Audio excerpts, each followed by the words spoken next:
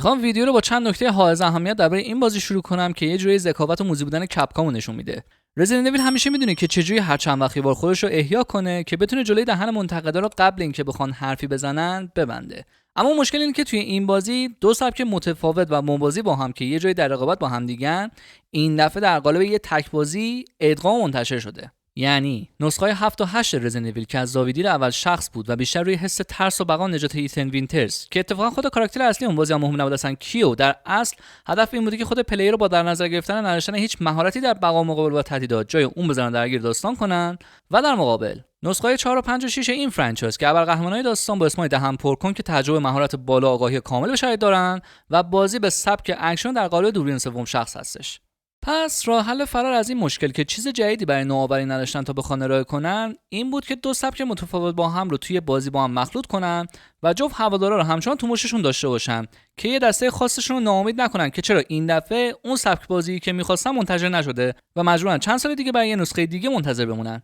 و البته ناگفتم نمونه که این بازی این اختیار رو به شما داده که اگه یه وقت مثلا از انتخاب سازنده از بابت زاویه دید اول شخص یا سوم شخص برای هر کدوم از کاراکترها راضی نبودید، بتونید به خواست خودتون اون عوض کنید. پس از این بابت این آزادی عمل رو به شخص بهتون تبریک میگم که اتفاقا هیچ ارزشی هم نداره. چون شاید مثلا من دلم نخواد فضای ترس‌آلود و اضطراب زیاد و مخفی کاری بازی رو با یه ایتن وینترز دیگه تجربه کنم و از همون اول بخوام با کاراکتری که همیشه دوستش داشتم و در کمال خونسردی دهن زامبیا رو سرویس میکرد پلی بدم. پس اینجا دیگه چیزی به اسم آزادی عمل نداریم. چون بازی دوباره شما رو مجبور میکنه که از همون اول به جای ایتن وینترزی که این دفعه یه دختر رو از دولت حقوق میگیره و اسمش هم که بازم مثلا اسمش مهم نیست پلی بدین، یه مأمور دفتر اف بی آی ترسو با یه ترومای بزرگ تو زندگیش، قتل مادرش جلو چشش، که بدتر از ایتن هیچ مهارت و تجربی در بقا نداره و استعداد و مهارت اصلیش تو کاغذبازی و ارائه گزارشاته.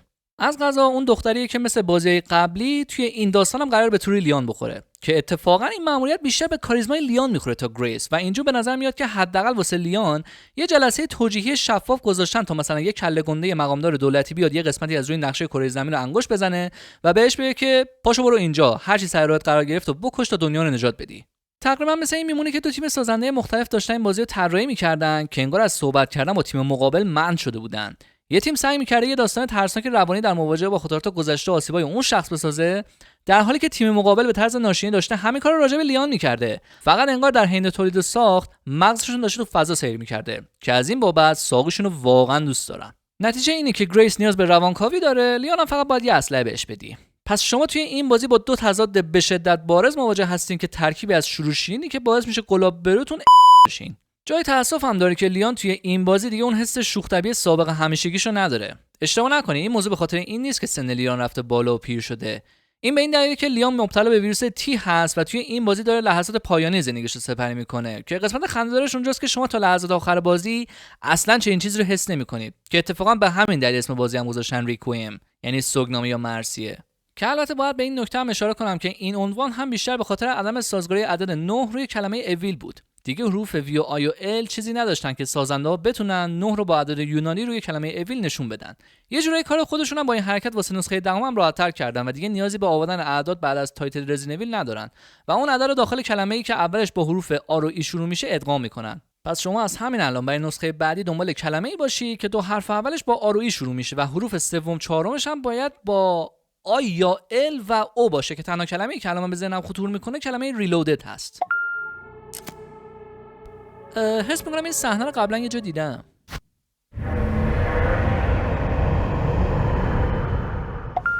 Grace Ashcroft. Yes? My office. شما هر وقت با هر کدوم از نیروهات کار داری همیشه میری بالا سر میزش که به دفتر دهزارش کنی؟ چون تو شرکت ما که هر وقت مدیرمون باهامون کار داره زنگ میزنه به تلفن دفتر اتاقمون. یه نکته مثبت باحال، میدونستید اگه کاستوم گریس رو بذارید رو حالت اپوکالیپس توی این کاتسین اون دیگه انیمیشن برداشتن نکش انجام نمیده؟ Now I need a good technical analyst on this. The Runwood Hotel. I know that's where your mother was murdered. دلایل منطقی زیادی وجود داره که گریس برای تحقیقات و بررسی به این مأموریت فرستاده نشه، چون یه نیروی دفتری سازمان اف بی آی هست، نه یه مأمور میدانی. تازه اونم دقیقاً به جایی که 8 سال پیش مادرش رو جلوی چشش کشتن. ولی میدونید چیه؟ بهتر که بفرستیمش. اونم فقط خودش تنها بدون هیچ تیمی. چون تنها چیزی که میتونه فرستادن گریس به این مأموریت رو خیلی منطقی تر کنه اینه که خود نیتن دمسی هم دستش با ویکتور توی یک کاسه است و این مأموریت یه تله برای گریسه. I won't force you to go. خب دن سرویس، اگه نمیخوای به زور بفرستیش پس چرا از اولش این موضوع براش مطرح کردی؟ اگه گریس واقعا خودش حق انتخاب داشت پس چرا بازم قبول کرد بره؟ احمقی چیزیه؟ ولی احیانا گریس فقط به این خاطر مجبور شد قبول کنه چون ممکن بود موقعیت شغلش به خطر بیفته. میدونی مثلا حقوق مزایاش رو دستکاری کنن یا اضافه کاری اجباری بهش بزنن یا ایدیپاداشو بهش ندن. البته میدونم اونجا ایران نیست ولی خب نمیدونم نیتن دمسی دقیقاً چه توقعی از این نیروی دفتری واسه تحقیقات صحنه جرم داشت، چون وقتی گریس به مقصد رسید ما ندیدیم اون هیچ تجهیزات تحقیقاتی همراهش داشته باشه غیر از یک کوله پشتی که تازه اونم بیشتر بهش میخوره از این دختر فراریا باشه. معرفی میکنم کلر ردفیلد با موهای بلوند. میشه بدونم اون بالا دقیقاً دارین چه غلطی میکنین؟ شماره کارفرماتون رو بهم بدین یه زنگ بهش بزنم بگم خودش هم مثل شما عقل نداشت که تشخیص بده تو این هوای بارونی شما نفرسته اینجا که بخواید بنر بچسبونین. Hey, that's a restricted area. You can't go in there. Why? It's an active crime scene. یه مأمور FBI از یه پلیس محلی میپرسه که چرا هیچ کس نمیتونه وارد جایی که صحنه جرم هست بشه، مخصوصا هم که جلوشو با نوار زردنگ پلیس مسدود کردن. Oh, right. Sorry. Just a sec. حسی که من از گریس موقعی که میخواست نشان FBIشو نشون بده میگرفتم این بود که انگار نشانش جعلیه و به این بهونه میخواست یه جوری وارد یه مکان ممنوعه بشه و سرک بکشه. Why else would the FBI be investigating, right? Hey, are you with me? خدا وکیلی اگه توی این لحظه من جای این پلیسی میبودم یه بار دیگه از گریس میپرسیدم Are you sure you're FBI؟ Why am I even here? چه خسته نباشی، چون تو یه مأمور FBI و واسه تحقیقات بررسی صحنه جرم اومدی اینجا، ولی اگه منظور اینه که به غلط کردن افتادی باید بهت بگم داداش خیلی دیر شده. گریس انگار مغز خر خورده. بعد اینکه وارد هتل رنوود شد یه عکس از خودش با یه دعوتنامه به اتاق 204، اونم اتاقی که 8 سال پیش مادرش و خودش اونجا اقامت داشتن، شبی بود که مادرش به قتل رسید و پیدا کرد. هر آدم عاقلی توی این لحظه اگه جای گریس می بود قطعا اولین چیزی که به ذهنش خطور می‌کرد این بود که این یه تله است. ولی گریس بعد از دیدن عکس خودش و دعوتنامه پشتش به جای اینکه زنگ بزنه به موافق خودش و درخواست نیروی کمکی کنه یا بتونه یه راهی پیدا کنه که از اون هتل فرار کنه یا هر کار دیگه‌ای که خلاف میل شخص ناشناسی که براش پاپوش گذاشتن انجام بده، قبول میکنه که با میل خودش به اون اتاق بره. جالبه وقتی هم که وارد اتاق 204 میشه میبینه که اتفاقا تخت اونجا هم پر از عکسای خودش و مادرشه. تو همین حین که اون با مدارکی معاصره شده که نشون میده که اونا رو سالها زیر نظر داشتن، اینجور نیستش که این حس به مخاطب دست بده که بگه یا خدا چه تراژدی، اتفاق وحشتناکی. مخاطب تو ذهنش میگه خسته نباشه گریس که بالاخره به این قطعیت رسیدی که من با دیدن اولین عکس و دعوتنامه پشتش فهمیدم که این یه تله و پاپوشه. حس میکنم این صحنه رو قبلا یه جا دیدم. شلیک کردن به این رادیو نه خرابش میکنه نه اون از روی میز پرت میکنه پایین. قطعا نسخه های Outbreak PlayStation 2 رزیدنت ایول رو به خاطر دارین، چون من که ندارم. نسخه‌ای که توش چندین کاراکتر از جمله آلسا اشکرافت هم توش حضور داشت، یه خبرنگار ژورنالیست. احتمالاً سازنده‌ها می‌خواستن از این المان به عنوان یه نوستالژی توی بازی استفاده کنن که مخاطبا خیلی تحت تاثیر قرار بدن، که البته جلوتر بریم انقدر چیزای نوستالژی می‌بینیم که این توشون گم میشه. ولی تا جایی که من فهمیدم بازی هیچ وقت حضور آلیسا رو به صورت کاملا شفاف توی این نسخه توضیح نداده و ابهامات زیادی هم از بابت پیش زمینه حضورش و ارتباطش با این قضایا هم وجود داره. حالا یه سری سعی نکنین زیر بنویسین که خب داستان بازی نشون داد که آلیسا با اسپنسر مصاحبه داشت و گریس رو به فرزندخوندگی قبول کرد، چون اسپنسر میتونست همین کارو با هر خبرنگار دیگه انجام بده. منظور من اینه که اعتماد اسپنسر به آلیسا دقیقاً از کجا نشأت گرفت. بابت این بخش هیچ توضیح داده نشده. برای اکثریت غریب به اتفاق و حتی برای شخص خود منم آلیسا یه شخص کاملا غریبه است که توی بازی فقط هی میگه بعداً همه چی رو بهت توضیح میدم، یه سری کارهای مشکوک میکنه، آخرش هم به مسخره ترین شکل ممکن میمیره و حتی جایگاهی هم در حد نوستالژی نداشت که بخواد تحت تاثیر قرارمون بده. خیلی جالبه که قیافه گریس تو بازی زمان 8 ساله حتی یه ذره هم تغییر نکرده. Wow, it's really coming down hard. که باعث میشه به این فکر کنم به عنوان کسی که زیر این بارون حتی یه چتر هم همراهش نداشت چطور لباسا و بدنش به طرز غیر منطقی بیش از حد خشکه. Hello? Miss Ashcroft? Yes. نیازی به تاییدیه تلفنی نبود که اونا تو کدوم اتاقن. وقتی به محض اینکه تماس گرفتی گریس گوشی رو برداشت و تو تمام این مدت هم داشتین میپاییدینشون. به نظر میاد غیر از آلیسا و گریس فقط متصدی هتل تو خود اون هتل حضور داشت، چون خیلی عجیبه که کسی دیگه از در اتاق هتلش بیرون نیومد که ببینه چه خبر و برق هتل واسه چی قطع شده. نور چراغ قوه‌ای که تا همین چند ثانیه پیش میتونست فضای پشت سر متصدی هتل رو هم روشن بکنه به طرز مسخره و غیر منطقی یهو تاریک میکنه تا این فرصت رو به شخص مرموز بده که بیاد کار خودش رو انجام بده. اگه قراره گلوی یه نفر رو با چاقو ببری یا یه جوری سلاخیش بکنی، پس چرا باید اول از مشتم واسه خفه کردنش استفاده بکنی؟ اسکلی چیزی هستی؟ جالبه که آلیسا با این حال که مسلح آماده تیراندازی بود ولی انقدر به خودش زحمت نداد تا بخواد جون این یارو رو نجات بده و انقدر تعلل کرد تا اون کشته شد. گریس 8 سال با ترومای کشته شدن مادرش زندگی کرد، ولی هیچ وقت این صحنه دوباره به ذهنش خطور نکرد که مادرش دقیقاً چه چیزی پشت اون تابلوی نقاشی قایم کرد که اتفاقا بهش هم گفته بود چیز مهمیه و خیلی راحت تا به امروز فراموشش کرد. چیزی که حس میکنم بهتره الان بهش اشاره کنم نه آخرای ویدیو، این که گریس از توی اون مدارک یه فلاپی پیدا کرد که اتفاقا اونم براش چیز مهمی نبود و خیلی راحت فراموشش کرد و فقط تو آخرای بازی دوباره یادش اومد که آلیسا چیز مهمی رو براش به جا گذاشته بوده. من اسم میکنم این فلاپیان هم قبلا یه جایی دیدم.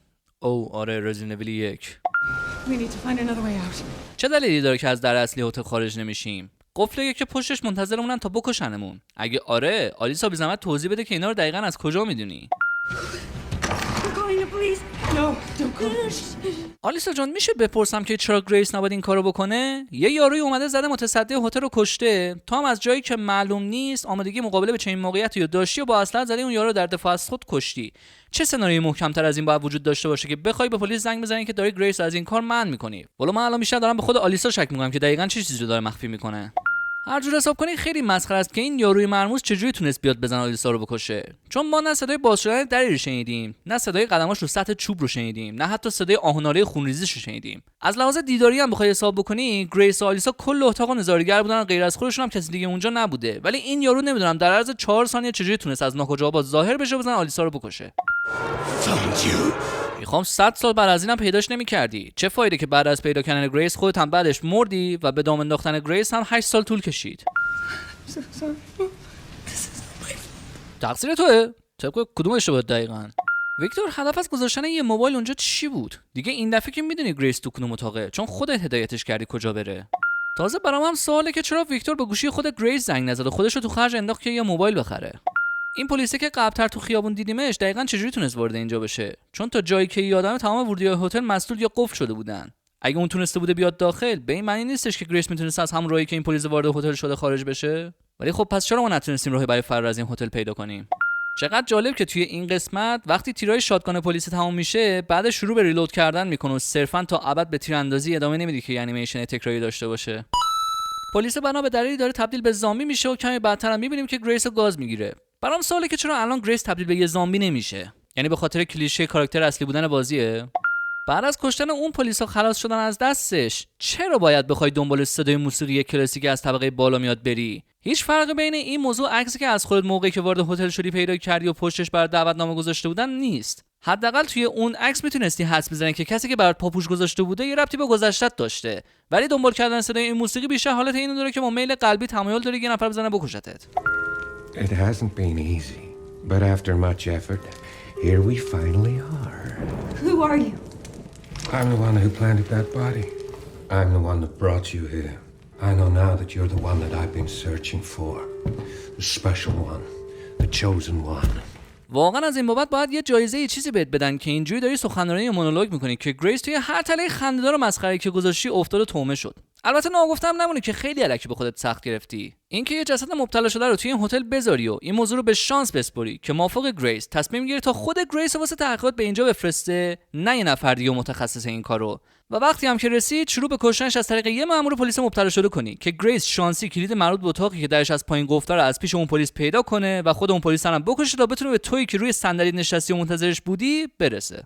دارم کم کم به این فکر میافتم که ویکتور یه نوچه داره که مثلا این درو قفل کنه، این درم ببنده، یا حتی این درم پشت سر ویکتور قفل کنه و کلیدش رو بذاره تو جیب این پلیسه. خیلی کنجکاوم بدونم که نوچه ویکتور دقیقاً تو این بازی کیه. به ببین کی اینجاست. لیون کندی که اتفاقا اونم داره روی همین پرونده تحقیقات میکنه که همونطور هم که قبلا اشاره کرده بودم حضور لیون توی شهر به مراتب خیلی قابل توجیه تر از گریس هست که این نکته رو میرسونه که چقدر احمقانه است که با وجود حضور لیون توی شهر نیتن دمپسی گریس رو هم به اینجا اعزام کرده که اصلا واجد شرایط این کارم نبوده. سبک زندگی میان ساله لیون واقعا دوست داشتنیه، با این حال که یه آدم داغون شده است ولی چهرهش هنوز جذابه، معلومه واسه مدل موهاش خرج میکنه و البته انقدی هم پولدار شده که ساعت همیلتون دستش رو سوار پورش میشه. چرا لیون موهاش قهوه‌ای شده؟ البته ما نمیدونستیم که رنگ ریشه موهای لیون در اصل همون قهوه‌ایه، ولی فکر میکردم چنین چیزی قرار فقط در حد یه شایعه باشه و رنگ موهای لیون همیشه بور باشه. البته یه بار همچین گندی هم توی انیمیشن رزیدنت ایول وندتا زدن که اونجا لیون کلا موهاش مشکی بود. واسه چی شد دقیقاً؟ ماشین تو حالت سکون 10 مایل بر ساعت سرعت داره؟ با توجه به حالتی که ویکتور گریس رو روی شونش گرفته و داره تو خیابون راه میره، به نظر میاد که اون با خودش ماشین نیاورده که بخواد سوارش بشه که از اینجا فرار کنه. با این حال نمیتونم قانع بشم که اون چجوری تونست به این سرعت از دست لیان فرار کنه و به تیمارستان روانیش برگرده. یعنی این همه راه پیاده برگشته اونجا. میگم فقط منم یا که واقعا توی این صحنه ویکتور شبیه ویکتور از نسخه اپریشن راکون سیتی رزیدنت ایول هستش. گاز گرفتن یا کندن لب و دماغ انسان اونو درجا نمیکشه که این صحنه داره اونو اینطوری نشون میده. میبینم که لیان اسلحه نیرو رو از دیول می کرای قرض گرفته که البته چیز بدی هم نیست. اتفاقا این ایده خیلی خوبه که یکی از قوی‌ترین اسلحه بازی رو درجا از همون اول بهتون بدن و بازی مجبورتون نکنه که اون اسلحه و مهماتش رو فقط نزدیک اواخر بازی پیدا کنین و فقط بخواین ازش روی باس فایت‌ها استفاده کنین. هرچند جا داره این نکته رو بهتون بگم که کپکام باس فایت‌ها این بازی رو انقدر آسون و مسلک طراحی کرده که این شجاعت رو به شما میده که بخواین از مگنوم حتی رو انیمی‌های معمولی هم استفاده کنین. شری جان میخوای یه تماس با کارگروه فدرال یا نهادهای مربوطه داشته باشی؟ شما همین الانش تمام شواهد و مدارک لازم در رابطه با یه حمله بایوتروریستی عظیم داخل خاک آمریکا رو دارین.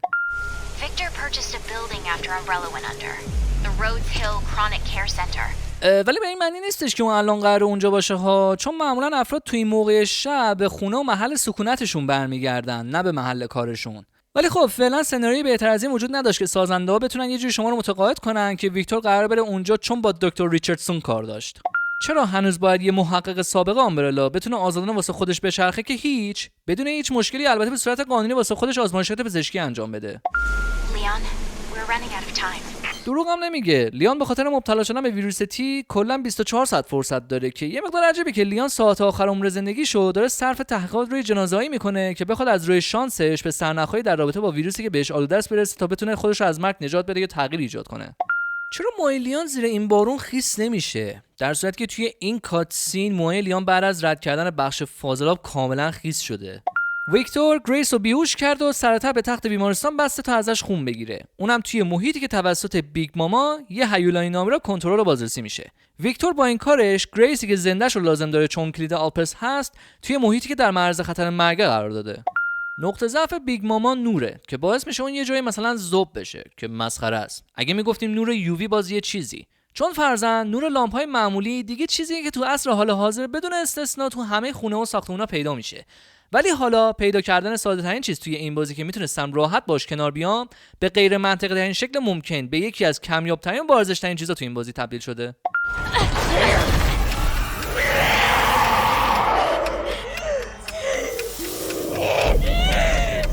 لطفاً یکم بیشتر زل بزن. گریس بعد از این لگد به جای دوباره سینه خیز رفتنش باید با یه حالت تیک آف از جاش بلند میشد و فرار میکرد. توی این صحنه میخوام بدونم که لیان دقیقاً کجاست، چون ما بعداً میبینیم که لیان از این قسمت وارد اینجا میشه. پس چرا ما اینجا نمیتونیم لیان رو ببینیم؟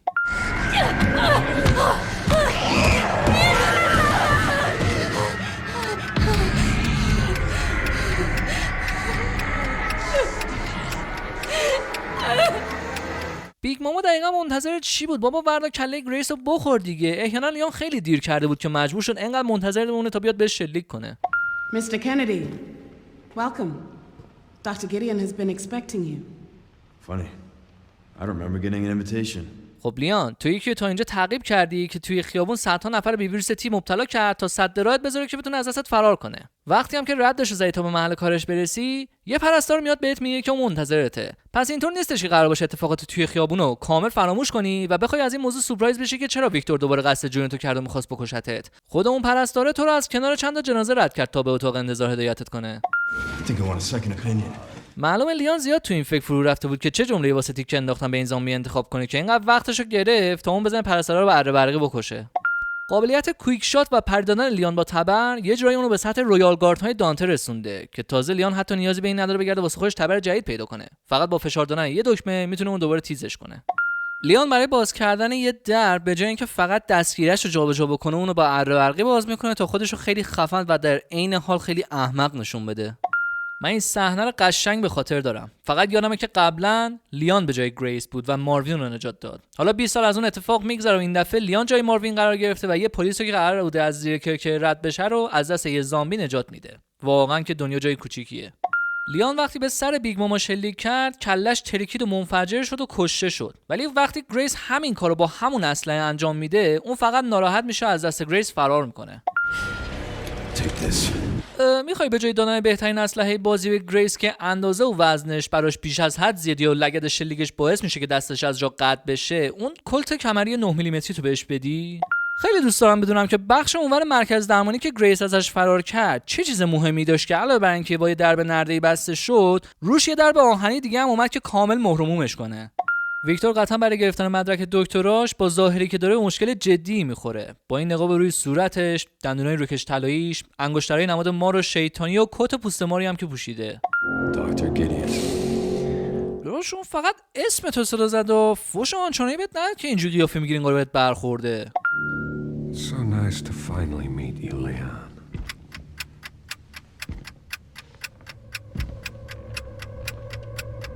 اینجا دقیقا همون لحظه‌ای که لیون باید یه تیکه خنده‌دار مینداخت، ولی احیانا دیالوگش یادش رفت، چون خود ویکتور هم نزدیک فکر کنم 6-7 ثانیه منتظر بود تا لیون یه چیزی بگه. Why don't we have a little talk? تو این لحظه ویکتور هیچ دلیلی نداره که بخواد با لیون گفتگویی داشته باشه. اون تمام افراد توی این ساختمون رو تبدیل به زامبی کرد که بتونه لیون رو از بین ببره. چرا دستتو یک کم بیشتر فشار نمیدی که کار لیون یک سره کنی که بعداً برای دردسر جدیدتر درست نکنه بازم به خاطر کلیشه زنده نگه داشتن قهرمان داستان تا لحظه حساس ماجراه. به عمارت اسپنسر خوش اومدین. نه واقعا جدی میگم، به عمارت اسپنسر خوش اومدین، چون معماری این مرکز درمانی یه فول کپی از اون عمارته و فقط به تم مرکز درمانی تغییر کرده و پازلاش هم به مراتب آسان‌تر شده. جنس درای چوبی این بازی دقیقاً از چیه که حتی وقتی با مگنوم هم بهشون شلیک میکنی جای سوراخ گلوله روشون نمیمونه.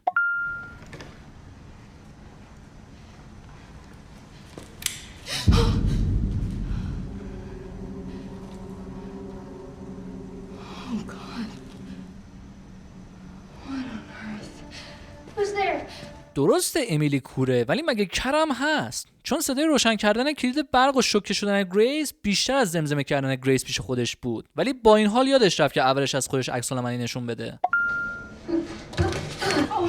امیلی مگه برای بار اولت که از تخت میای پایین که اونجا ای خدا. You can't see, can you? گریس آخه این چه سوال که میپرسی؟ اون بچه تو فاصله بین 5 متری حضورت با خودش 2 بار سوال کرد کسی اونجا هست یا نه، بعد تو دوباره ازش میپرسی تو نابینایی مغزتو. You can't see, can you? Who are you? Was there someone in the other cell? Why are you in there? Everyone's gone. تو رو خدا یه نفر مثل آدم جواب سوالی که ازش میپرسن درست جواب بده. دیگه کم کم میخوام بالا بیارم.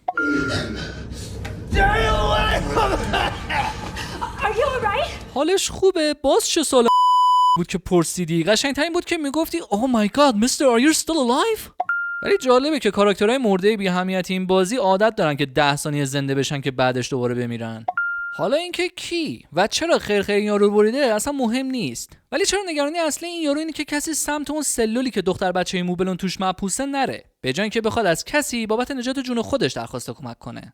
بازی یادش رفت نشون میدی که گریس علاوه بر کارت درب غربی این مرکز یه چراغ قوه هم از پیش این یارو برداشت.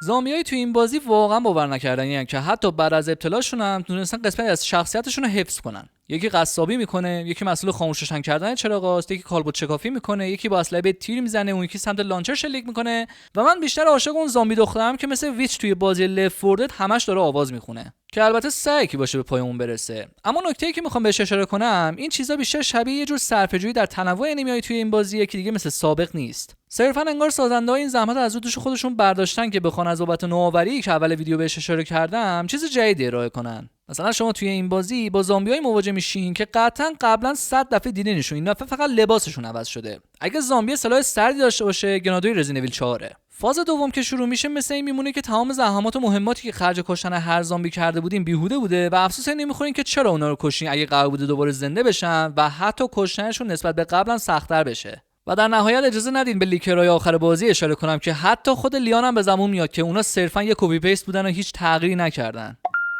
قطعا ایده خوبی نیستش که توی مرکز درمانی بیمار بتونه برای خودش استروید بخره. مثل اینکه ویکتور انقدر وقت داشته که اسلحه گریس از تو هتل برداره و حتی خشابش هم عوض کنه و کامل پر کنه و بذارتش اینجا، چون حتی اگه شما توی هتل هم یه گلوله هم شلیک نکرده بوده باشین ولی توی این کاتسین یه تیر به خاطر افتادن اسلحه روی زمین شلیک شده. ویکتور خیلی راحت میتونست بیخیال اون اسلحه بشه و دردسر کمتری واسه خودش بخره تا که بخواد این شانس رو به گریس بده که اون مجهزتر بشه.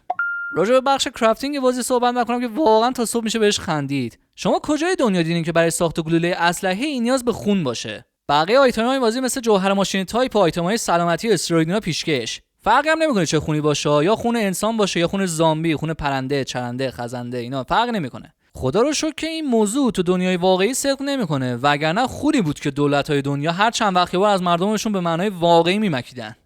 این یکی رو دیگه واقعا به شخصا نمیدونم کجای دلم بذارم که گریس برای به دست آوردن یک کلید امنیتی دیجیتالی که به دست این یارو بسته شده نمیتونه فقط خود دستبند تختشو باز کنه. انگار این کار سخت‌تر از کاری که قبل‌تر برای خودش انجام داد و مجبور بره قلب روی مصنوعی پیدا کنه، دزدی هم که دیگه برای یه شخص مرده استفاده نمیشه، تا بتونه این یارو رو به زندگی برگردونه که اون بتونه خودش از تخت خلاص کنه که بعدش ما بزنیم اونو بکشیمش تا بتونیم دستبند دیجیتالیش از دستش برداریم. فرضاً اگه شما کلا نخواین اسلحه پیستول تو این بازی بردارید و داشته باشیدشون، توی این کاتسین گریس بازم اسلحه پیستول رو سمت ویکتور نشونه گرفته، به جای اینکه اسلحه مگنومی که لیان از اولش بهش داده بود رو سمتش نشونه بگیره. گریس دقیقاً منتظر چی هستی؟ این یارو کسی که تو رو دزدید، بهش شلیک کن. Why did you kidnap me? Kidnap you? I liberated you. با چراغ سبزی که گریس از رئیسش نیتن دمسی دریافت کرد، ویکتور بابت این حرفش منظورش رو کامل رسوند. Who are you? Oh, forgive me. Dr. Victor Gideon. خب پس برام سوال پیش میاد که ویکتور چرا دفعه قبل خودش رو معرفی نکرد؟ چه فرقی بین الان و اون موقع بود؟ Who are you? I'm the one that brought you here. It took forever to find you. You're not like other people, you know. یا شاید هم برعکس، ممکنه دیگه شما خیلی بی‌عرضه و دست پا چلفتی بودین. Through you, Elpis can finally be set free. Why me? سوال قشنگتر این بود میپرسیدی که اصلا آلپس چیه که تو کلیدشی. Phase 2's about to begin. فاز دوم داره شروع میشه، یعنی ارتقا یافتن لول زامبی و تبدیل شدنشون به بلیستر هد، که به این معنیه که این مکان قرار در معرض خطرات بیشتری برای گریس نسبت به قبل قرار بگیره. و لازمه که مجدد به این موضوع اشاره کنم که ویکتور به زنده گریس نیاز داره چون اون کلید آلپس هستش.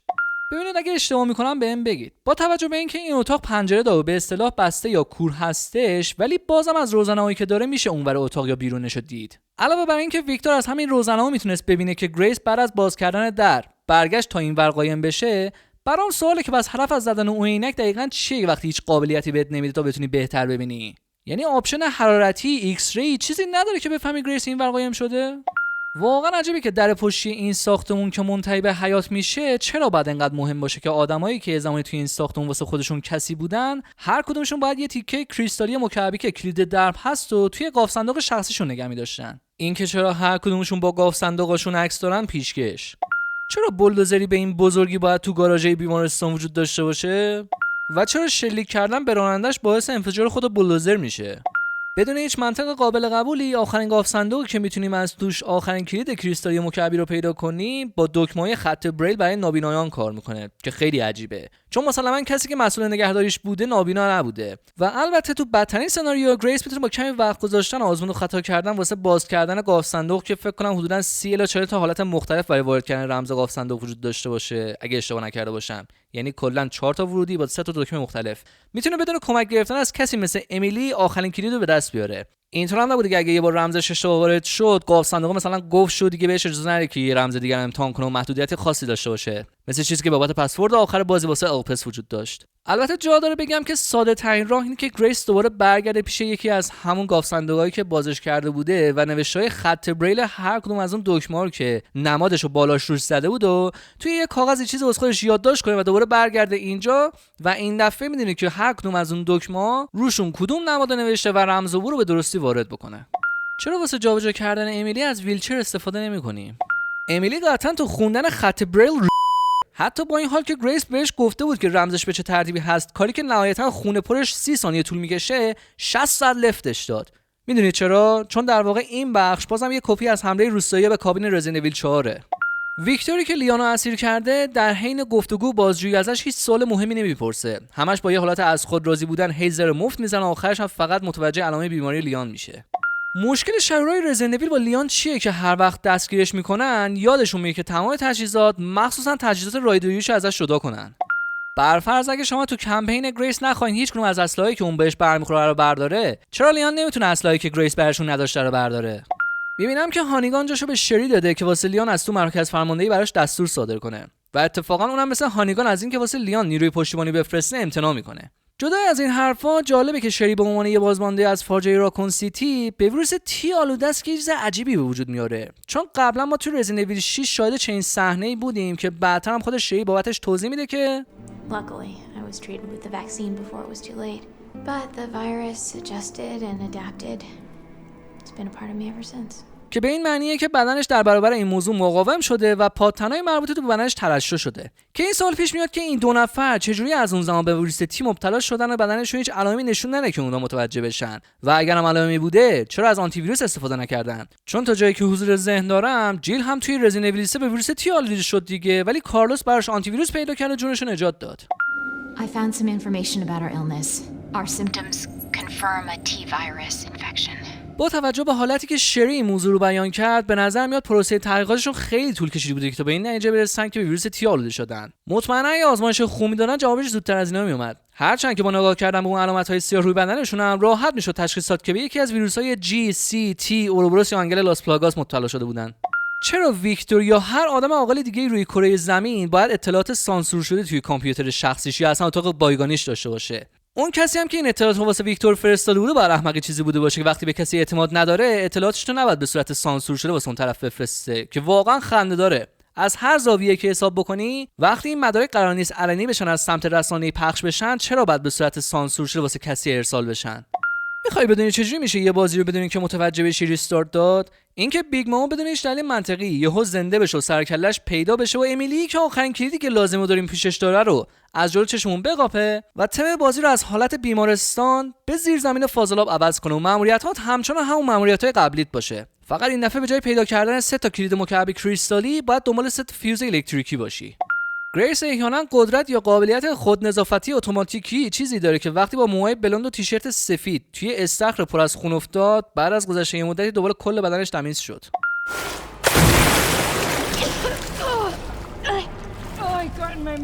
اگه فقط حتی یه گلوپ از اون خون رو هم خورده باشی، به ویروس تیک چرس کنن به 100 تا ایدز و کرونا و ابولا و مریضی دیگه هم باید دچار بشی. از اونجایی که گریس ایتن وینترز نیست، پس بازی نمیتونه که اونو هی قطع عضوش کنه که بعدن بیاد اعضای جدا شدهش رو با چسب و منگنه به هم بچسبونه و یکم آب گرین هد بریزه روش و برش هم بگه خب چیزیم نیست، حالم خوبه. I kept this safe for you. باید دستای خیلی قوی و آهنینی داشته بوده باشی که تونستی تو تمام این مدت به خوبی از این مکعب کریستالی محافظت کرده باشی. یه نکته مثبت باحال حائز اهمیتی که وجود داره اینه که بعد از این بخش آسانسور که قراره به هنری و باندفورد هلیکوپتر برسیم، اگه بخوایم بدون امیلی اونجا بریم، بازی این اجازه رو بهتون نمیده که بخواید امیلی رو تنهاش بذارین. I can't leave Emily behind. Stay right there. هنری، یعنی اگه به جای گریس واقعا یه زامبی میخواست بیاد سمت تو بهت حمله بکنه، اقدام علیه اون زامبی بود که سر زامبی داد بزنی بگی همونجا وایسا؟ Are you lying to me? این چه سوال مسخره‌ایه. وای، الان توقع داری هنری برگرده بهت بگه آره ببخشید که بهت دروغ گفتم؟ تو الان از کجا میخوای تشخیص بدی که جمله بعدی که قراره بهت بگه یه دروغ دیگه نباشه؟ Can I go back to my room now? It's not safe. هر چی باشه امتر از این بیرونه. طبق یه گزارش، اسپنسر متمرکز روی هوشیاری و انتقال حافظه و خاطرات افراد بین هم از طریق ویروس تی بوده، چیزی که توی کل سری نه یک بار بلکه 2 بار پوشش داده شده بوده. یه بار توی رزیدنت ایول ریولوشن 2، بعدم توی رزیدنت ایول 8. این موضوع خیلی وقت پیش 2 بار به سرانجام رسیده و پروندهش کلا بسته شده. چقدر واقعا احتمال میره که 2 شرور رزیدنت ایول تو 2 کشور متفاوت بخوان از یک مارک شراب برای باز کردن یه در مخفی استفاده بکنن؟ All tests have come back positive. I can confirm that she is indeed the one that we've been searching for. ویکتور پشت تلفن به زینو گفت که به این قطعیت رسیدی که گریس دقیقاً همون شخصیه که دنبالش بودن. چی؟ تو مگه یه بار به این قطعیت نرسیده بود که گریس دقیقاً همون کسیه که دنبالش بودی؟ I know now that you're the one that I've been searching for. ولی به هر حال ویکتور پشت تلفن به زینو گفت که گریس همونی که دنبالش بودن، ولی باز اون شروع به تخریب ساختمون و تسهیلات و تمام مجتمع زیرزمینیش کرد. حتی با اینکه ویکتور میدونست گریس هنوز یه جای تو داخل اون محیطه و ممکنه با این کارش در اثر تخریب ساختمون کشته بشه. ما دیدیم که ویکتور از طریق آسانسور مخفی دفترش به طبقه همکف اومد. 2 تا موضوع، یکی اینکه چرا وقتی ویکتور از اون آسانسور استفاده نکرده بوده، واسه برگشتنش انتخاب اولش باید اون آسانسور باشه، نه از مسیری که قبلا باهاش به اینجا اومده، چون تو زمین ناخودآگاهش آسانسور همچنان باید تو طبقه همکف می بوده دیگه. مورد دوم، اگه ویکتور از آسانسور اومده بوده بالا، پس بعد از جلوی خلبان و امیلی که توی هلیکوپتر منتظر گریس می بودن رد میشد دیگه، که منطقاً هم بعد یه حرکت شرانانه هم میزده، یا که خلبانه و امیلی رو میکشته، یا که گروگانشون میگرفته و باهاش منتظر گریس میمونده تا بتونه باهاش یه معامله ای چیزی بکنه که دوباره گریس رو تو چنگش بیاره. اگه این مکان پر از نمونه‌های آزمایشی انسانی بیهوش برای تحقیقات و آزمایشات هست، پس چرا اونتونستن به هوش بیان که این مکان رو مثل آب خوردن تسخیر کنن؟ گریس احیانا قدرت یا قابلیت خودنظافتی اتوماتیکی چیزی داره که وقتی با موهای بلوند و تیشرت سفید توی یه دریایی از خود بازم این خیلی دوست دارم بدونم که امیلی اون پشت در اثر چه حادثه‌ای زخمی شد و شروع به خونریزی کرد. خیلی هم دوست دارم بدونم که چرا گریس مثل بقیه زخمی‌ها کشته نشد. کلیشه کاراکتر اصلی بودن بازیه. لیان شاهد سقوط چاپر بود، بعد یه نگاه دور و برش انداخت و یه اسنایپ آماده تیراندازی رو پیدا کرد تا بتونه از گریسی که امیلی رو تو بغل داره و به سمت کلیسا فرار میکنه از دست زامبیایی که دارن بهشون حمله میکنن در امان نگه داره. چرا اون اسلحه بعد اونجا می بود؟ ویکتور تو تمام این مدت نشون داد برای اقداماتش یا حتی دفاع از خودش نیاز به هیچ سلاح گرمی نداره. اگه احیانا شما خواسته بوده باشین که رنگ نشانگر اسکوپ اسنایپتون رو به جای قرمز سبز بذارین، ولی توی این کاتسین رنگ نشانگر اسکوپ اسنایپتون دوباره همون قرمزه. و مسخره تر از اون اینه که وقتی دوباره گیم پلی شروع میشه و شما نشونه میگیرین، رنگ نشانگر اسکوپ اسنایپتون سبزه. جالبه که گریس در اثر انفجار اون کپسول با فاصله کمی که ازش داره هیچ اتفاقی براش نمیفته، ولی احتمال این موضوع وجود داره که در اثر شلیک اشتباه لیان بهش اون بمیره. مواد منفجر این بازی واقعا مشکل جدی دارن که چند تا موردشو بعدتر بهتون اشاره میکنم که چرا دارم این حرفو میزنم. That should be the way to the water treatment plant. از طریق زیرزمینی یک کلیسا؟ Take her. منم خیلی دوست دارم که توی بازی با پیستول این شکلی تیراندازی کنم و مجبور نباشم بین هر شلیک یه ثانیه دیلی یا تأخیر داشته باشم و مجبور بشم واسه این محدودیت ماد نصب کنم. نمایش نقطه ضعف باس فایت.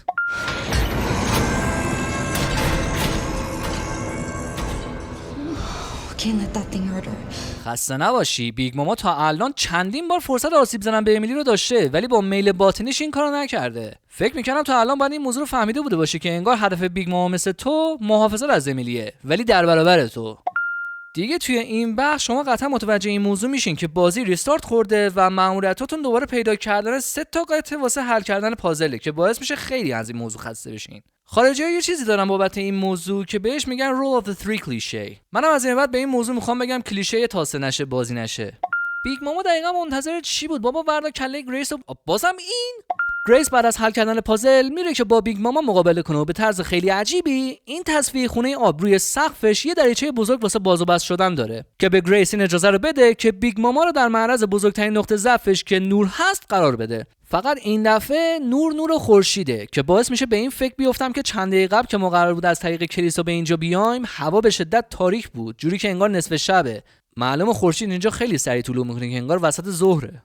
گریس دیر میکنه امیلی هم از اونجایی که یه نمونه آزمایشی بوده به یه موجود عجیب الخلقه تبدیل میشه و لیان هم میزنه اونو میکشه. ولی رفتار گریس خیلی برام عجیبه که چرا این لحظه براش انقدر عمیق و دردناک بوده که داشته جلوی لیانو میگرفته تا از امیلی محافظت بکنه، به جای اینکه سعی کنه با این قضیه کنار بیاد و بذاره لیان کار خودش انجام بده. گریس کلا چند ساعته که امیلی رو میشناسه و این سطح از عشق و دوستی حتی واسه آشنا به یه کودک هم خیلی زیادیه. میخوام بدونم توی این بخش اسلحه لیان دقیقاً چند تا تیر داره که هر چی شلیک میکنیم تموم نمیشه؟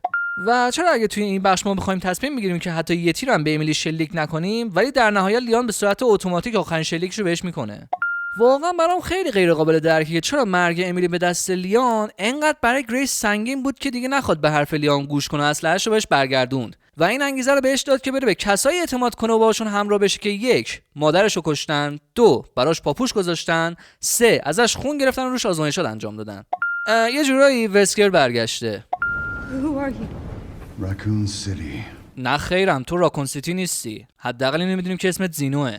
نمیدونم چه استوریه که کاراکترهای بی خاصیت هر بازی رو بخوان با سیگار کشیدنشون خفن نشون بدن. به شخص واقعا معماری اینجا رو دوست دارم که وقتی وارد کلیسا میشی از درب سمت راست اونجا میتونی وارد زیرزمین بشی که منتهی میشه به تصفیه خونه آب که تهش هم میخوره به جاده اصلی. تا جایی که لیان شاهدش بود، گریس تنها با پای پیاده از پیشش رفت و ولش کرد و لیان هم هیچ وقت ندید که گریس بعدش چیکار کرد و با کی صحبت کرد و سواری چیش رو اصلا کجا رفت. پس لیان پس از ذهنش اینجور داشته که گریس هر جایی هم رفته باشه زیاد ازش دور نشده بوده.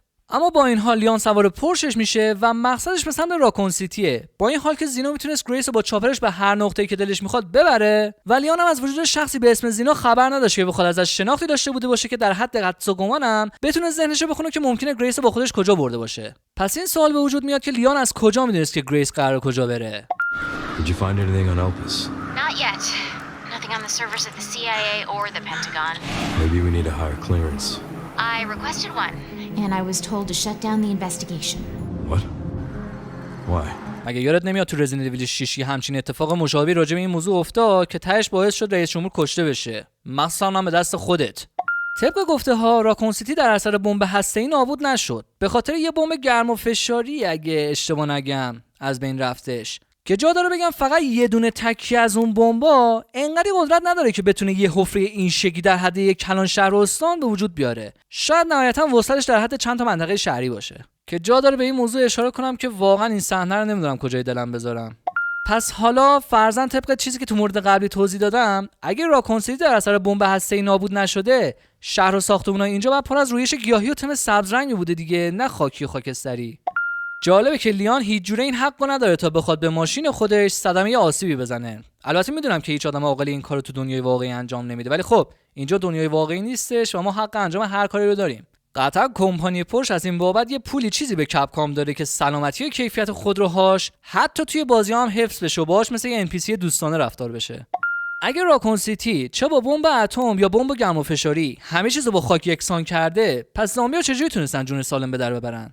اگه تونستن از حادثه انفجار بمب جون سالم به در ببرن، پس چرا به جای اینکه بخوان گسترش و پخش بشن، همینجا باقی موندن خودشون رو ایزوله کردن؟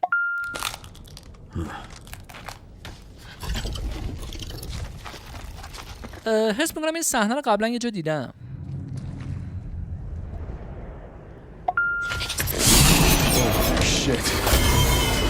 نمیدونستم عنکبوت‌ها هم میتونن مثل شیر قررش کنن.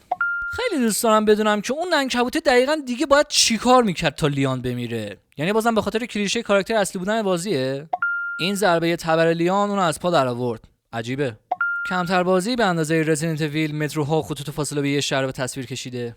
بازم کلیشه تاسه نشه بازی نشه این دفعه واسه لیان، اونم برای باز کردن درب اصلی راکون سیتی، پیدا کردن 3 تا آیتم که توی فواصل خیلی زیاد از هم قرار دارن که اتفاقا یکی از آیتم‌ها چون خرابه نیاز به تعمیر داره، که پس میشه 4 تا آیتم. خیلی راحت بهتون بگم دهنتون سرویسه.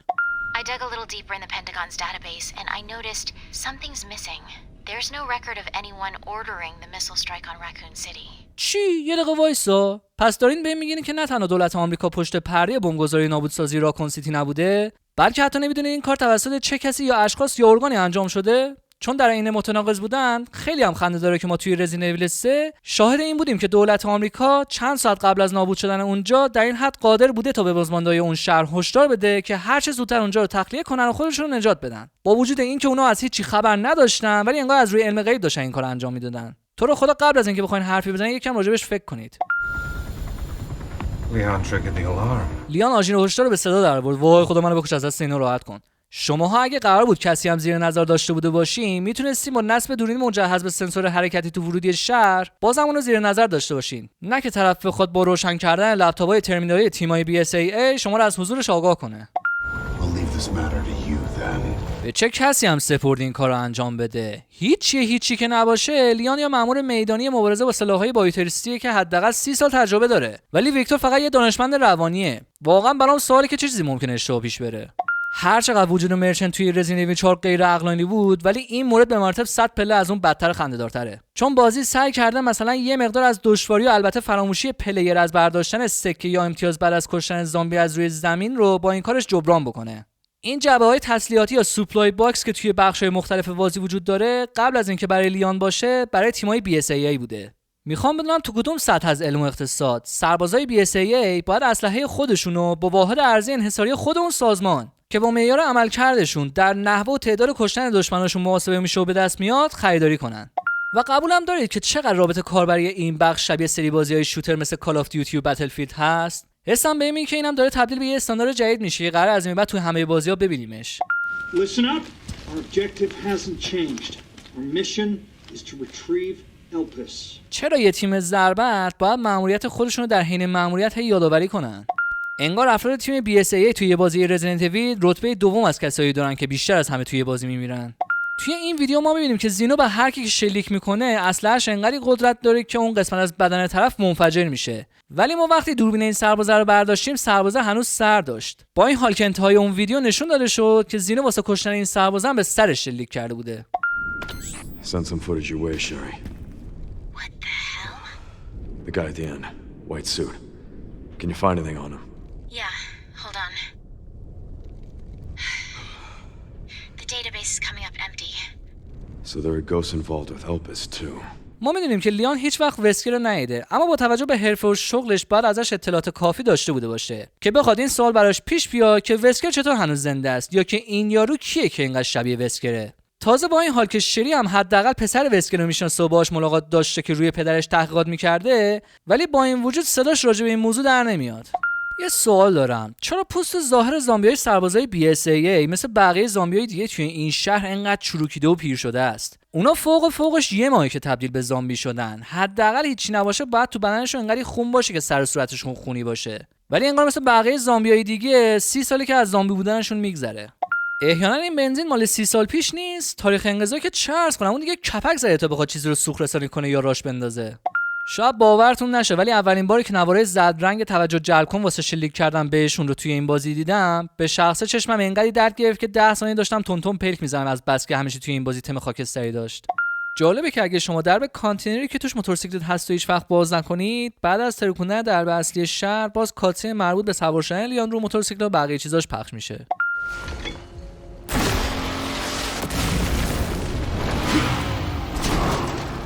نمیدونم چرا لیان توی روز و این هوای روشن باید بخواد چراغ موتورسیکلتش رو روشن بذاره. چیزی که من دارم میبینم به نظر نمیاد که سقف این خونه ها تحمل وزن موتورسیکلی که از روش داره رد میشه داشته باشه. منطقا الان اون سقف باید فرو میریخت و لیان سقوط میکرد.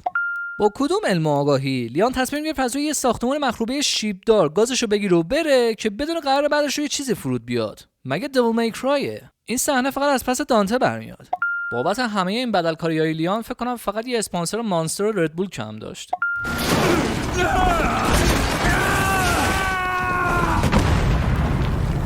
ویکتور از این حادثه زنده بیرون میاد.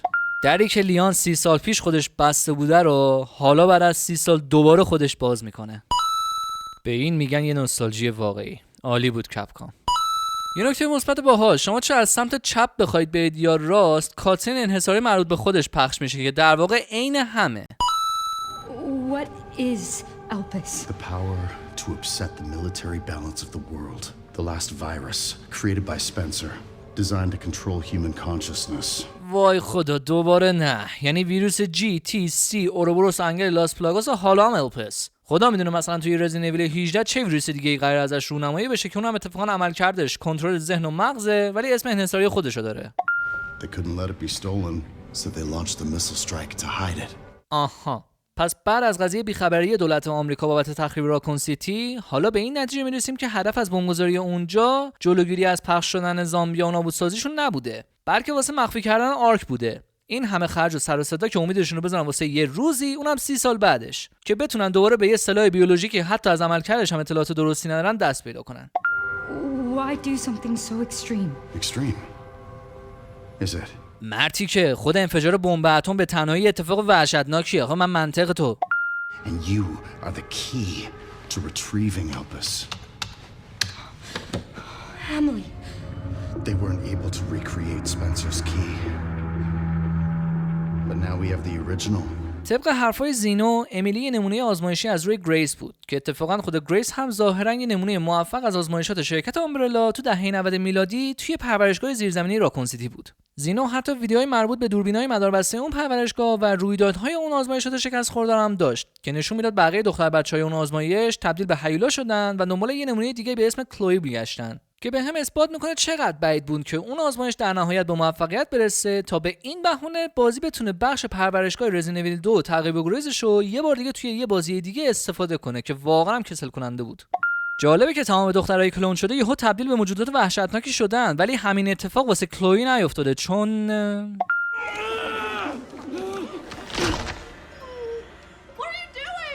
یعنی تو این 10-20 ثانیه انقدر کور بودی که ندیدی اونا با خونسردی تمام زدن یه نفر رو کشتن؟ What was that? احیانا صدای کلوی یکم برای سنش بزرگتر از خودش نیست؟ کلوی توی مسیرش توی آرک تونست به یکی دیگه از آزمایشگاه‌های زیرزمینی مخفی راکون سیتی برسه که دیگه حسابش از دستم در رفته که آمبرلا زیر شهر راکون دقیقاً چند تا آزمایشگاه زیرزمینی داشته. یکی که همینجا، یکی زیر عمارت اسپنسر، یکی توی رزیدنت ایول 2 واسه پیدا کردن ویروس جی، یکی توی رزیدنت ایول 3 زیر بیمارستان و اگه موردی هم هست که من جاش انداختم شما داخل کامنت ها برام بنویسین. از اونجایی که این صحنه داره اینطور نشون میده که توی این آزمایشگاه محققا تحقیقات خودشون رو روی موشای آزمایشگاهی پیاده میکنن، باعث میشه تعجب کنم که چرا اینقدر خودشون رو اذیت میکنن و پا روی اصول اخلاقیشون نمیذارن که بخوان مثل دفعات قبل به صورت غیرقانونی روی انسان‌ها آزمایشات انجام بدن. پس اینطور کاشف عمل اومد که گریس نمونه موفق در رابطه با آزمایش انتقال حافظه بوده که خیلی عجیبه، چون خود گریس روحش هم از بابت این جریانات و آرک و آلپس و رمز هوپینا خبر نداره. پس نمیدونم از چه بابت میگن که گریس نمونه موفقیت آمیز بوده. یه ابهامی که حداقل واسه من به وجود میاد اینه که چرا اسپنسر بعد این آزمایش انتقال حافظه از طریق خون آلوده به ویروس تی رو فقط و فقط روی دخترای زیر سن قانونی، نه حتی پسر، دخترای زیر سن قانونی انجام بده؟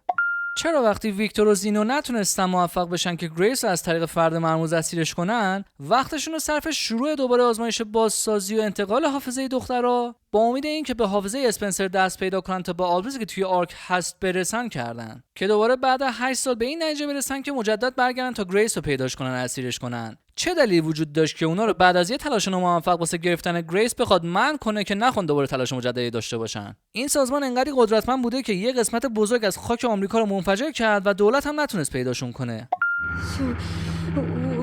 What I was made? Correct. نه خیرم، غلطه. فکرش هم نمی‌کردم تا رزیدنت ایول 5 ریمیک دوباره شاهد این حرکت باشن. ولی حالا اگه بخوایم راجع به خود زینو حرف بزنیم، چجوریه که زینو تمام چیزایی که وسکر داشت رو داره ولی از ویروس تی موسون در امان نیستش؟ این سرعت بالا و قابلیت جا خالیدن گلوله‌ها از شاخه ویروس‌های اجدادی نشأت میگیره که این سوال برام به وجود میاره که چطور جیک پسر خود وسکر در برابر این ویروس‌ها مثل تی و جی و اینه در امان بود ولی زینو نه، چون زینو مثل لیان و شری مارکای سیاه مربوط به ویروس تی رو روی صورتش داره.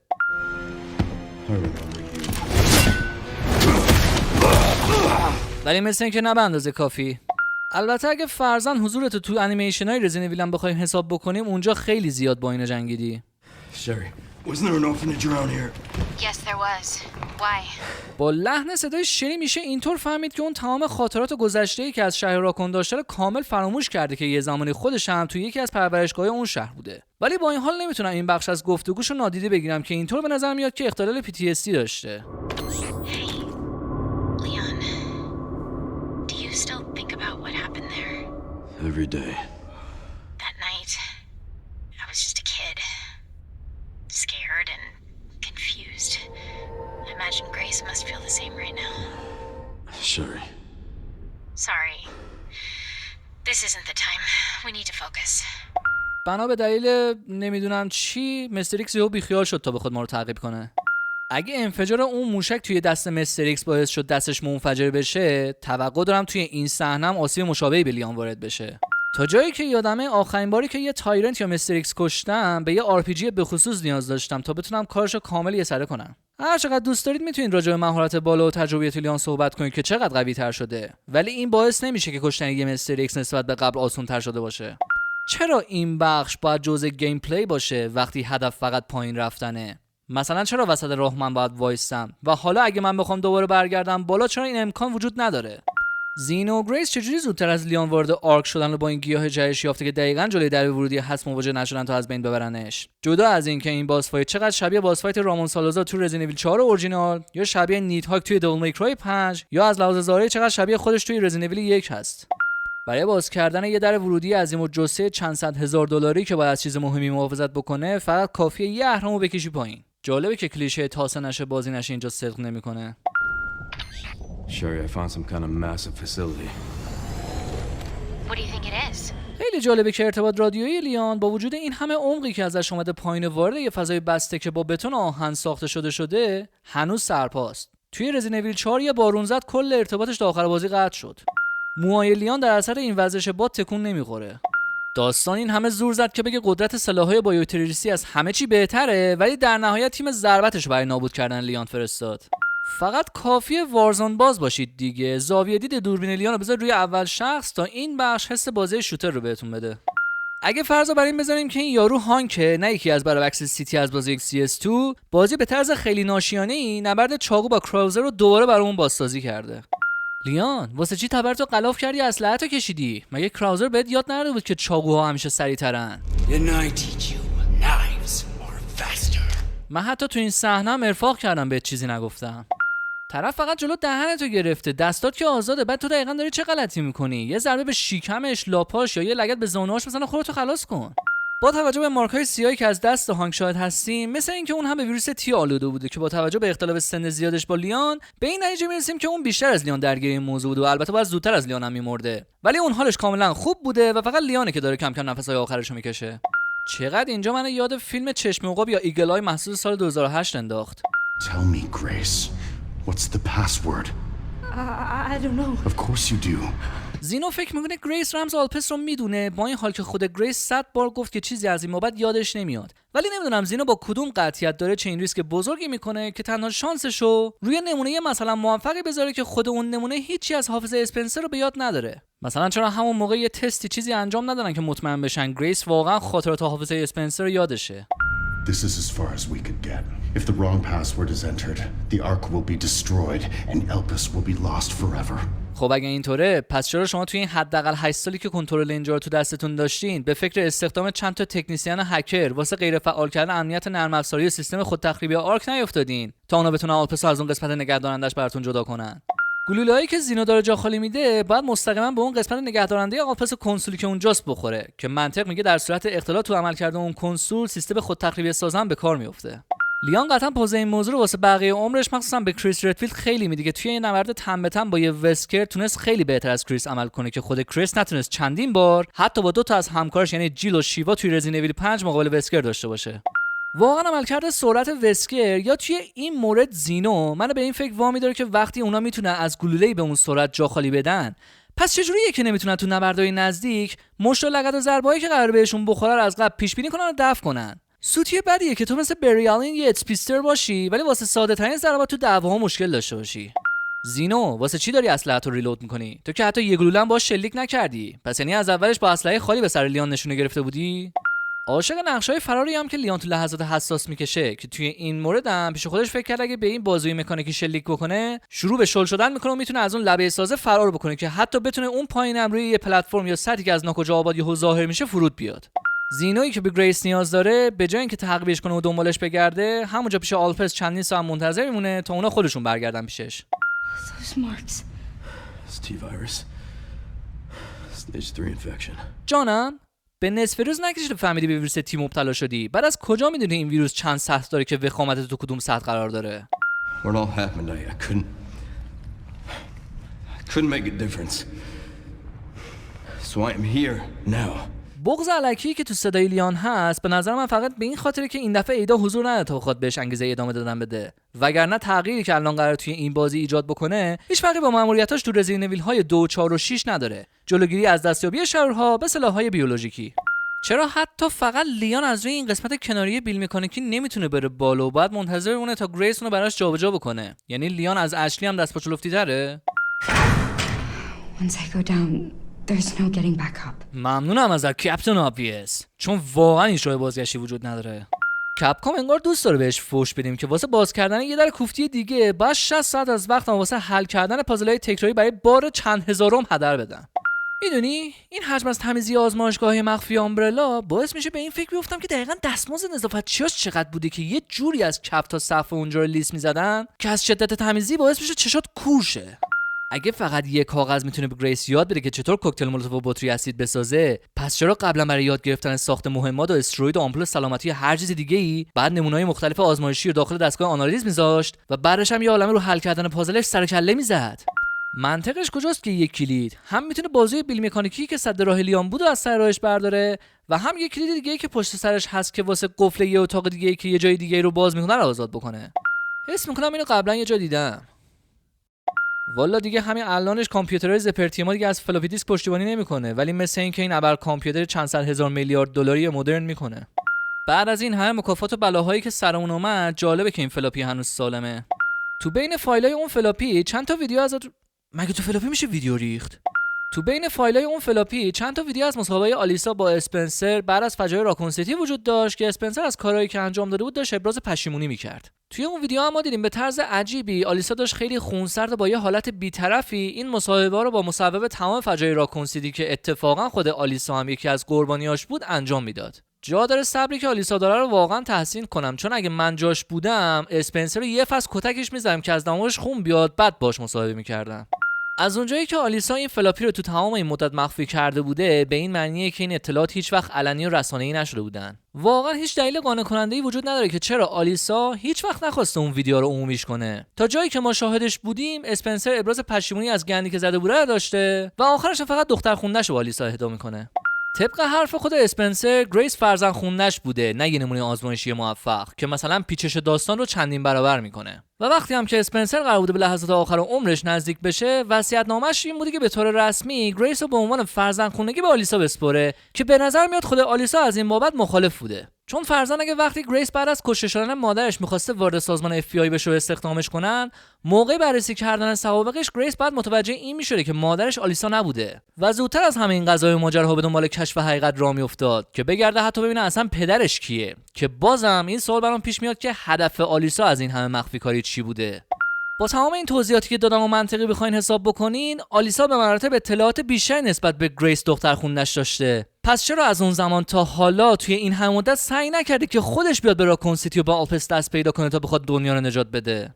پس نقشه اسپنسر برای توزیع آلپس واسه جبران خساراتی که به مردم زده بود دقیقاً چی بود وقتی هیچ کس وجود نداشته که بعد از مرگش رمز آلپس رو داشته باشه یا بتونه پیداش کنه تا بدون نابود کردنش بتونه بهش دست پیدا کنه و دنیا رو نجات بده؟ تو نمیتونی یه سخنرانی تاثیرگذار راجع به امید و سوگنامت با یه خبرنگار که از قضا آلیسا بوده داشته باشی وقتی هیچ تضمینی وجود نداشته که یه روزی مثلا آدمی مثل گریس بتونه بیاد اطلاعاتی راجع به آلپس با دیدن چند تا ویدیوی مصاحبه از مادر خونده‌اش با تو که راجع به هیچ چیزی هم به صورت شفاف صحبت نکردی به دست بیاره و بتونه به رمز آلپس برسه و بازیابیش کنه.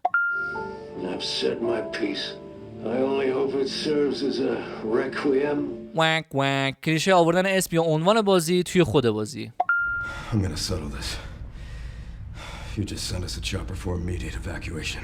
لیان خدا بگم چی کارت کنه؟ اگه شری میتونه یه چاپر برات اعزام بکنه، پس چرا یه عالمه وقتتو پشت یه دروازه واسه پیدا کردن چاشنی بمب C4 برای ترکوندنش رفتن به ایستگاه پلیس راکون سیتی هدر دادی؟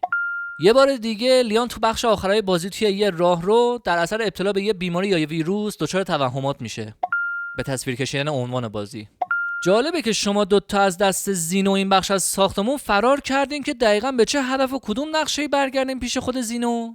شما رو دعوت میکنم به انتخاب پایان بازی به سلیقه خودتون که از رزیدنت اویل بعید بود، البته غیر از نسخه اپریشن راکون سیتی. این ژانر از اون دسته بازیایی نیستش که مثل GTA V بخواین چندین پایان رو به پاش بزنین، ولی به هر حال انتخاب نابودسازی باعث خود تخریبی آرک و از بین رفتن آلپس میشه که بعدش لیان گریس رو نجات میده و ما یه کاتسین از کشته شدن لیان توسط زینو میبینیم که قشنگتر این بود که این بخش هم مثل انتخاب آزادسازی آلپس ما یه باس فایت زینو با کاراکتر لیان که تو ضعیف‌ترین حالت ممکنه خودش بود و در هر صورت قرار بود بمیره رو می‌داشتیم که پلیرهای جهان رو هم یه چالش خاصی میکشون که ببینن بالاخره میتونن با یه روش زینو رو بکشن که به یه پایان متفاوت سومی دست پیدا کنن یا نه.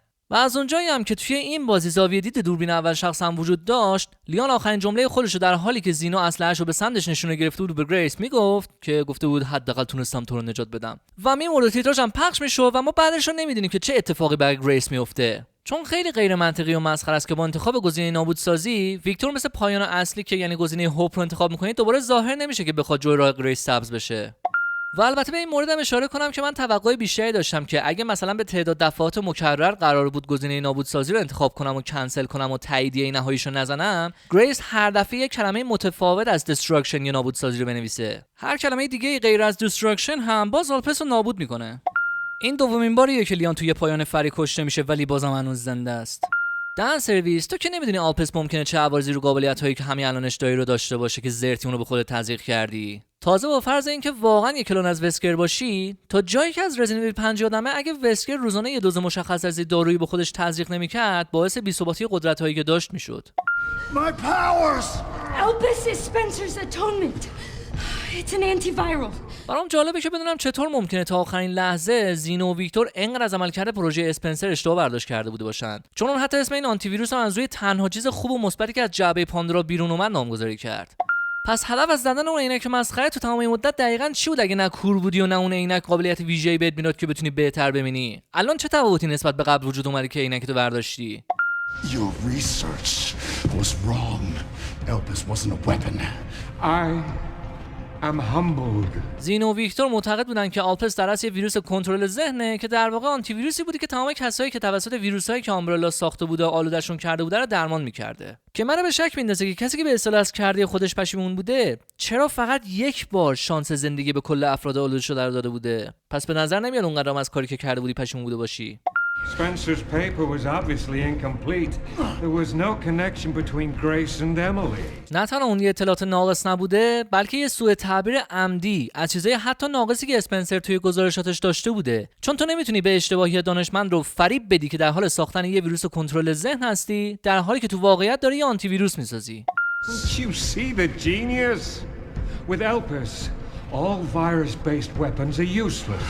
The world order will be thrown into chaos. نظم جهانی مبتنی بر سلاح‌های بیولوژیکی بوده؟ این یکی رو جدید میشنوم. پس چطور خنثی کردن سلاح‌های بیولوژیکی قرار جهان رو به سمت آشوب ببره؟ چون هیچ جور منطقی به نظر نمیاد که بشه بین کشورهای ابرقدرت جهان یه تضمین متقابلی بابت نابود نکردن سرزمین‌های همدیگه از طریق سلاح‌های بیولوژیکی به وجود آورد. پس یعنی الان با وجود زامبیا توی جهان مردم تو آرامش بیشتری زندگی میکنن؟ من که فکر نمیکنم. You are nothing but an imitation. از اونجایی که بازی داشت به شدت زور خودشون میزد که زینو رو به عنوان یک کلون از روی وسکر یا یه مش چرت و پرتای مربوط به آزمایشات موفق انتقال حافظه از طریق ویروس تی مثل چیزی که راجع به قضیه گریس بود نشون بدن، چرا به شخصیت اصلی خودش عمیق‌تر نپرداختن؟ به جای اینکه از این موضوع واهمه داشته باشن که چقدر ممکنه عجیب به نظر بیاد، از مبهم بودن هیچی ندونستن که بهتره. نقش زینو همونقدر توی بازی مهم بود که وسکر توی رزیدنت اول 1 داشت. یه جورایی هم مثل هم کشته شدن. دلیلی نداره که بخوای بعد از برداشتن یه نمونه آلپس کل اون مجتمع رو از بین ببری یا که بخوای بعدش بمونی تا با لیان بجنگی. مگه توی این صحنه گریس دستکش لیان رو در نیاورد؟ پس چجوری که لیان هنوز جفت دستکشاش دستشه؟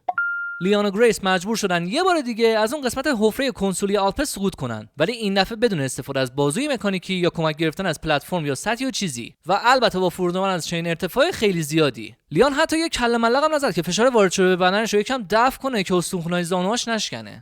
و مورد بعدی اینه که مگه گریس هم در کنار لیان سر نمیخورد؟ پس یهو کجا غیب استاد؟ یعنی همون بالا موند؟ اگه اون بالا موند پس چجوری بعد از باس فایت ویکتور تونستیم همین پایین پیداش کنیم؟